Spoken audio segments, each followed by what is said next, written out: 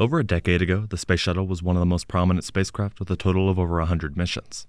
While by no means perfect, it's responsible for a lot of the space infrastructure in use today, from the Hubble Telescope to the International Space Station. Today, however, we are only a few months away from a new modern spaceplane expected to alter space access. Chaser Tenacity has been undergoing development and testing for years now and is set to lift off in only months. Taking a closer look at the vehicle's design and interior highlights a long list of differences from the past Space Shuttle. From altered heat shield tiles, general size, vehicle compatibility, and mission profile, we haven't quite seen a vehicle like it yet. Here I'll go more in depth into the vehicle's internal design, its unique features, upcoming launch, and more.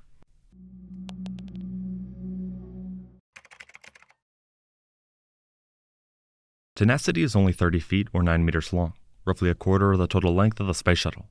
The interior is accessed via a hatch on the back of the spacecraft. Once opened, it reveals that a majority of the vehicle is empty, designed to maximize the amount of cargo that can be carried. The specific Chaser spaceplane is part of the DC-100 line. This is Sierra Space's classification for an uncrewed variant, in other words, just meant for cargo. That being said, it will still eventually berth to the ISS, and astronauts on board will open and access the inside of the vehicle. In a new video released by the company, it showcases a few shots inside Tenacity as crews work on the spaceplane. While still missing some side panels, it gives a good idea and perspective of the vehicle's size and goal. The interior is primarily a large cylinder that's not big enough for most humans to stand in. That being said, it's quite long and stretches the majority of the vehicle's length. As you go closer toward the front, you eventually hit a wall right before the nose of the spaceplane. On all sides of Tenacity, different internal tanks, tech, etc. all limit the available space inside to house necessary equipment. At the bottom, for example, the vehicle has a few relatively large storage spaces for the 2 wheels and extra landing gear. In tests and animations of the landing process, you can see that they fold in and out, and that rather than a third wheel at the front, Sierra Space decided to use a skid plate.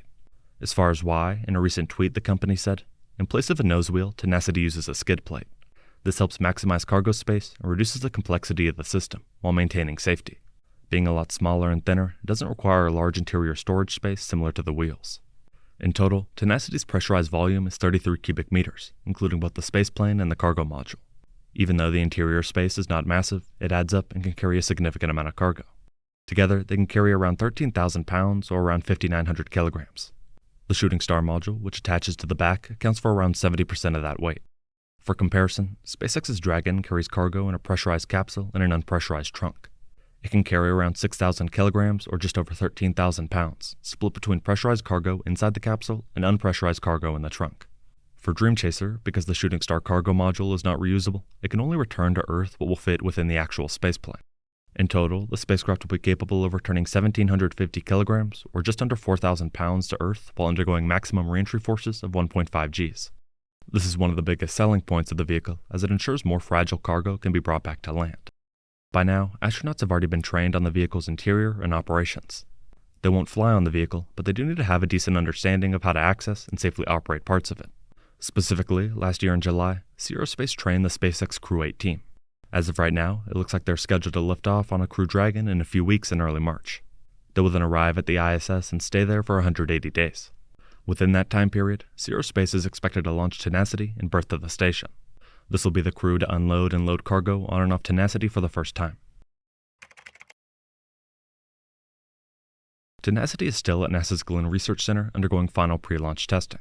Assuming this all provides promising results, a launch this summer is expected. Until then, the team still have a decent bit of work left. Looking at some of the videos provided by the company, highlight that a decent portion of the heat shielding still needs to be installed. The bottom, for example, is nearly empty, which will take time to properly attach. There are also a few aero surfaces and unique spots that are missing tiles.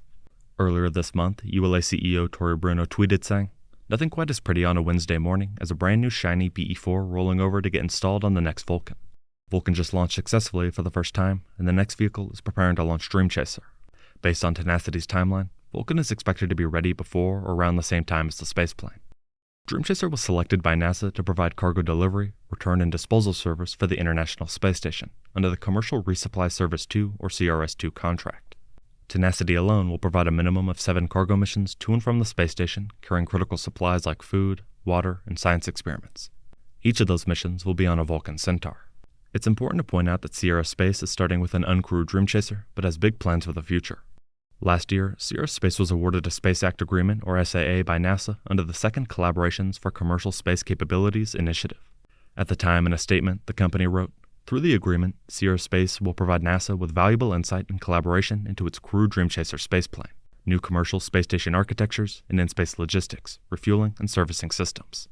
NASA will advance deployment of Sierra Space's platform and ecosystem by providing access to facilities and support for environmental and crew systems testing, tools, and software, they said. Renders of the vehicle showcase a slightly different design featuring more engines, altered wings, and shape. The first flight of Tenacity and its subsequent missions will play a very important role in the development and design of the crewed version. On Tenacity's upcoming flight, Sierra Space has a lot to prove to NASA and themselves. After it's launched and separated from Vulcan's upper stage, the real mission begins. They mentioned that far-field demonstrations will be conducted outside the vicinity of the space station before the spacecraft enters the approach ellipsoid, an invisible boundary around the orbiting laboratory. These demonstrations will be required before Dream Chaser can enter joint operations with the NASA team at the Mission Control Center in Houston. These include demonstrating attitude control, translational maneuvers, and abort capabilities. After that, near-field demonstrations, which must happen closer to the space station, include activating and using light detection and ranging sensors, responding to commands sent from the space station, retreating from the station when commanded, and holding its approach. Following the successful completion of the demonstrations, Dream Chaser will move towards the space station. Here, as Dream Chaser approaches the orbiting laboratory, it will hold a final time approximately 38 feet or 11.5 meters from the space station. When a station crew member will use Canadarm2 robotic arm to grapple a fixture on the spacecraft's cargo module before teams on the ground install the cargo module to an Earth-facing port on the Unity or Harmony module. Specifically, it will grab onto Shooting Star, which is attached to the back of Tenacity. On this first flight to the International Space Station, Dream Chaser is scheduled to deliver over 7,800 pounds or 3,500 kilograms of cargo. On future missions, Dream Chaser is being designed to stay attached to the station for up to 75 days and deliver even more. This cargo can be loaded onto the spacecraft as late as 24 hours prior to launch. The return will be the last and one of the hardest parts. Here they will test a new and improved heat shield. Tenacity will be exposed to extremely high temperatures and pressures as it attempts to re-enter the atmosphere. If it makes it through, it then needs to fly to the runway, deploy its landing gear, and make a soft landing. As partially mentioned prior, the plan is to use the Tenacity vehicle again and again for following missions to the ISS. This means it's very important that the vehicle survives in at least decent shape. No matter what, it'll need to be refurbished, but a complete loss during re-entry, for example, would create large delays and hurt the program, something Sierra Space wants to try and avoid at all costs. Another uncrewed vehicle is under construction, but likely still has a few years of work left. Ideally, they can have 2 operating spaceplanes in the future, rather than having to rely on a single vehicle. Dream Chaser Tenacity is a new kind of spaceplane that is almost ready for its maiden flight. Here, it will attempt to dock to the ISS and stay there for months before a re-entry and landing attempt. We will have to wait and see how it progresses and the impact it has on the space industry. Thank you very much for watching.